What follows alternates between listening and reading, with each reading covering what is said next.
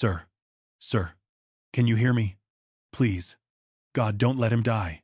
Those desperate words tumbled from the lips of a woman nobody had ever noticed, whispered over the body of a man who'd walked past her 1,000 times without seeing her face. She had no idea the dying stranger beneath her trembling hands was Marcus Reynolds, the billionaire CEO who owned the very building where she scrubbed toilets for minimum wage. Before we dive into this incredible true story, please hit that subscribe button and turn on notifications, because you're going to want to follow this journey all the way to the end. And drop a comment telling me what city you're watching from. I want to see how far this story of invisible courage can travel across the world. 11:47 p.m. The 45th floor of Sentinel Tower. Emma Hayes pushed her rattling cleaning cart across marble floors that cost more per square foot than she'd earned in 6 months. Her reflection, blurry and distorted, floated across the mirrored walls like a ghost. And that's exactly what she was. A ghost. 3 years. She'd worked these gleaming corridors. 3 years of blue polyester uniforms and worn-out sneakers. 3 years of being the woman everyone looked through, never at. The executives would brush past her without a glance, their expensive cologne trailing behind them like an insult.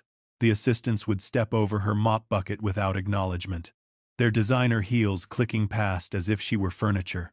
The security guards were kind, at least especially old Frank Morrison, who always tipped his cap and asked about her day. But to everyone else, Emma Hayes simply didn't exist. It hadn't always been this way. 5 years ago, Emma had been a nursing student at City College, second in her class, passionate about saving lives, dreaming of the ER where she could make a difference. Her professors had praised her steady hands, her calm in crisis, her natural instinct for healing. Then her mother got sick. Stage 4 pancreatic cancer. 6 brutal months of watching the strongest woman she'd ever known wither away in a hospital bed, drowning in medical bills they couldn't afford. Emma had dropped out to care for her. She'd held her mother's hand through the final breath, and she'd buried her dreams in the same cemetery plot, 6 feet under regret and financial ruin. "You have healing hands, baby," her mother had whispered during those last days, her voice paper-thin. "Promise me you won't waste them." Emma had promised. Then she'd spent 3 years breaking that promise. The CPR certification from nursing school sat folded in her locker, yellowed with time and broken dreams. Her healing hands now only pushed mops and emptied trash cans. Nothing inspirational about that. Nothing heroic. Some girls, she'd learned, were meant to stay invisible. But tonight, this cold Tuesday night, that should have been like any other, everything was about to change. The elevator chimed. That sound, so ordinary, so everyday, suddenly felt wrong, like a clock ticking in an empty house, like footsteps in the dark. Nobody used the executive elevator this late. The building was supposed to be empty, except for the night shift cleaners and Frank at the security desk. Emma froze, her hand gripping the mop handle. The polished steel doors slid open with a whisper. Then she heard it. A sound that would haunt her dreams for months, a sickening thud, like something heavy collapsing onto marble, like a body hitting the floor. Emma's cleaning cart clattered, forgotten, as she rushed forward. Inside the elevator lay a man in a charcoal suit that probably cost more than her car. He was crumpled against the wall like discarded paper, one hand clutching his chest, his face the color of ash. His eyes were half open, but unseeing. His lips had a bluish tint. Stroke. Heart attack. Death arriving early. Emma's world narrowed to a single, impossible choice. She could run for help, call security, do what invisible girls do, let someone else be the hero. Or she could drop to her knees on that cold elevator floor and put her trembling hands on a stranger's chest. She could remember her mother's voice. She could use skills she hadn't touched in 3 years. She could choose to be seen. 3 seconds. That's all the time she had. "Sir," her voice cracked. "Sir, can you hear me?" Nothing. No response. No pulse when she pressed her fingers against his neck. Her hands were shaking so badly she could barely position them on his sternum. But her training, buried under 3 years of silence and surrender, kicked in like muscle memory. Tilt the head. Check the airway. Position for compressions. 1, 2, 3, 4. This wasn't practice on rubber mannequins anymore. This was a real human being, dying beneath her hands. 30 compressions, 2 breaths. The rhythm Professor Chen had drilled into her until she could do it in her sleep. "Come on," she whispered, her voice breaking. "Please, stay with me." The man's skin felt cold. Too cold. His chest didn't rise the way it should. Emma's mind flashed back to nursing school, to those early morning clinicals where she'd watched real emergencies unfold.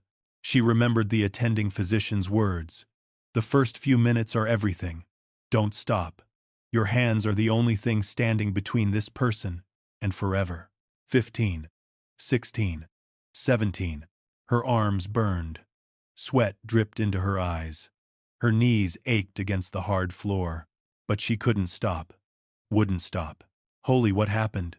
Frank Morrison appeared in the doorway, his weathered face draining of color. "Call 911. Emma gasped between compressions. "Now, Frank. He's not breathing." "How do you know CPR?" "I just do, please call." 28, 29, 30. She bent for rescue breaths, remembering to tilt the chin, pinch the nose, create a seal. 2 breaths. Watch for chest rise. Back to compressions. For a shy woman who usually avoided attention, Emma was now center stage in a life-or-death drama, and there was no backing away. Frank knelt beside her, his old firefighter instincts kicking in. "Kid, you're doing good. Real good. Your technique is perfect." But Emma barely heard him. Her entire world had narrowed to the rhythm under her palms. Compress. Compress. Compress. She thought about her mother, about the day she'd come home from class, so excited to show off her new CPR certification. "Look, Mama, I can save lives now." Her mother's eyes had shone despite the exhaustion of chemotherapy. "That's my girl. That's my healer." Minutes stretched like hours. Emma's wrists felt like they might snap. Her uniform clung to her back, soaked with sweat and fear. Another round. Another breath. The paramedics arrived in a blur of equipment and efficiency. They took over with practiced hands, attaching monitors, starting IVs, asking rapid-fire questions. Emma stumbled backward, her legs threatening to give out. Frank steadied her with a firm grip. "You did it," he said quietly, his voice thick. "You saved him, kid." One of the paramedics, a young man with kind eyes, looked up from his equipment. His expression shifted from professional focus to something like shock. "Wait. This is Marcus Reynolds, the CEO of Reynolds Global Holdings." He glanced at Emma, taking in her janitorial uniform, her trembling hands. "You just saved one of the most powerful men in the city." Emma blinked. The name meant nothing to her. She'd never seen the executives, only their empty offices after they'd gone home, their discarded coffee cups, their forgotten lives. She looked down at her uniform. The name tag read, "Emma, cleaning staff." "I didn't know," she whispered. "I couldn't just let him die." "That's exactly why it matters," Frank said softly. But here's what Emma didn't know yet. Marcus Reynolds wasn't just any billionaire. He was the man whose company had denied her mother's insurance claims for experimental treatment. The man whose corporation had sent collection agencies after Emma for medical bills that had destroyed her credit and her future. The man whose executive decisions had indirectly killed the woman who'd taught Emma about kindness. And Emma Hayes, invisible, forgotten Emma, had just saved his life. The hospital kept Marcus Reynolds for 3 days. Emma went back to work the next night, expecting nothing to change. That's how it worked for invisible people. You do your job, you go home, you disappear. But 2 weeks later, she was called to the executive floor. Emma's hands shook as she rode the elevator, the same elevator where she'd fought death and won. She'd been to the executive floor before, but only after hours, only with her mop and cart. Now she was being summoned, in daylight, like a real person. Marcus Reynolds' office could have fit her entire apartment 3 times over. Floor-to-ceiling windows overlooked the city like a kingdom. Everything gleamed: the desk, the floors, the man himself. He looked different standing up. Alive. Color in his face. Eyes that actually saw her. Miss Hayes. His voice was warm, nothing like she'd imagined. I wanted to thank you personally. Emma stood frozen, her uniform suddenly feeling threadbare and cheap. The doctors told me what you did, Marcus continued. They said if you'd waited even 2 more minutes, I would have suffered irreversible brain damage. 3 minutes, and I'd be dead. He stepped closer, and Emma saw something surprising in his eyes. Tears. You gave me my life back, and I don't even know why you were qualified to save it. So Emma told him. About nursing school. About her mother. About dreams buried under medical bills and grief. She didn't tell him about the insurance denials. About the collection agencies. About how his company had destroyed her family. She couldn't. She was too kind. Too invisible. When she finished, Marcus was quiet for a long moment. I'm sorry about your mother, he finally said. And I'm sorry you had to give up your dream. Emma nodded, not trusting her voice. I'd like to do something for you, Marcus said. A reward. Name it. I don't need a reward, Emma said quietly. I just did what anyone should do, but not everyone would. His gaze was steady. Most people would have called for help and waited. You acted. That takes courage. Emma left his office with a check for $50,000, enough to pay off her mother's medical debt and then some. Enough to change everything. But Marcus Reynolds wasn't done. 2 days later, Emma received an email that made her heart stop. Subject: Scholarship Opportunity. Reynolds Foundation. The company was offering her a full scholarship to finish her nursing degree. Part-time enrollment. Full tuition. Living expenses covered. All she had to do was say yes. Emma sat in her tiny apartment, staring at the screen through blurry tears. Her mother's photograph smiled at her from the bookshelf. Healing hands, baby. 1 year later, Emma Hayes stood in the lobby of Sentinel Tower wearing navy blue scrubs. She was the company's first official wellness coordinator, a position created specifically for her. She taught CPR classes every Thursday, saw employees for minor medical issues, and kept her mother's photograph on her desk, where she could see it every day. But the real change wasn't in her title or her salary. It was in the way people saw her now. Alexandra Chen, Marcus's executive assistant, the woman who used to step over Emma's mop bucket without a glance, stopped by the wellness center one afternoon. Can I talk to you? She asked, her voice small. Emma looked up, surprised. Alexandra never talked to anyone who wasn't important. I wanted to apologize, Alexandra said, her polished exterior cracking. For 3 years, I walked past you like you were invisible. I was cruel. I was everything wrong with this place. She took a shaky breath.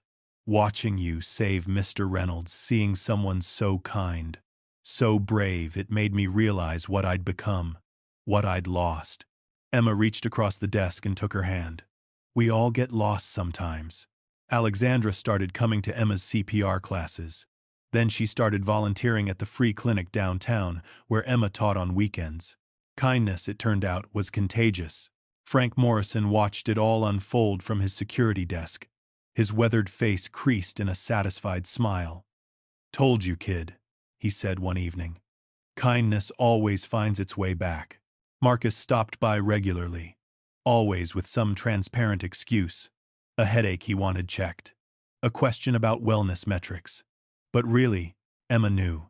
He just liked to remind himself that goodness existed. That people could surprise you. That power meant nothing if you couldn't see the humans around you. How's the evening class going? He asked one Thursday, watching through the glass as Emma demonstrated chest compressions. Good. Everyone's eager to learn. Emma smiled. Especially after they hear the story. The story of the janitor who saved the CEO. Marcus laughed. Sounds like a movie. Too perfect to be real. Except movies have orchestras and perfect lighting, Emma said. We just had an elevator and really sweaty hands. And courage, Marcus added quietly. Don't forget the courage.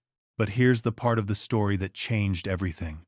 One evening, a young woman burst into the wellness center, tears streaming down her face. Miss Hayes? I took your CPR class last month at the community center. Emma recognized her Maya, a college student who'd seemed nervous throughout the training. My father had a stroke last week, Maya said, gripping Emma's hands. Right at the dinner table. I did exactly what you taught me. And he's alive. He's alive because you took the time to teach a complete stranger for free. Emma hugged her, feeling the circle complete itself. One life saved, leading to skills shared, leading to another life saved, leading to more people learning, leading to an endless ripple of healing spreading outward. And suddenly, Emma understood something profound. Her mother's death hadn't been meaningless. The pain, the sacrifice, the 3 years of invisibility, it had all led to this moment. To Marcus, being in that elevator. To Emma, remembering who she was. To dozens, then hundreds of people learning to save lives.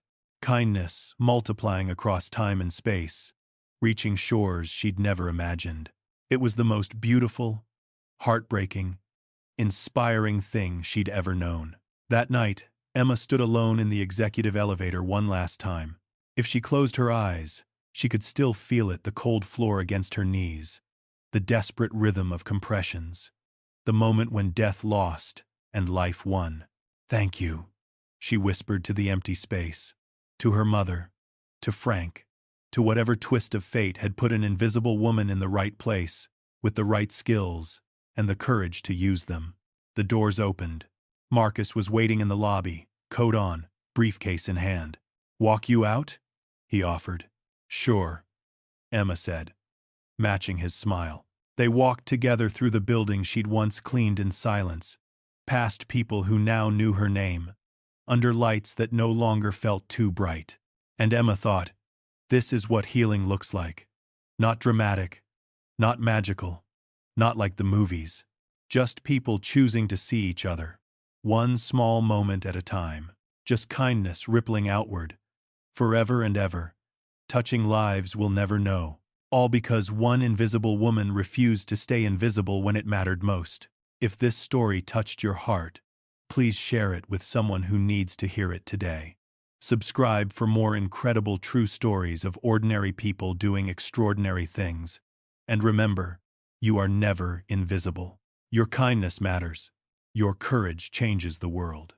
Drop a comment telling me, what act of kindness changed your life? See you in the next story.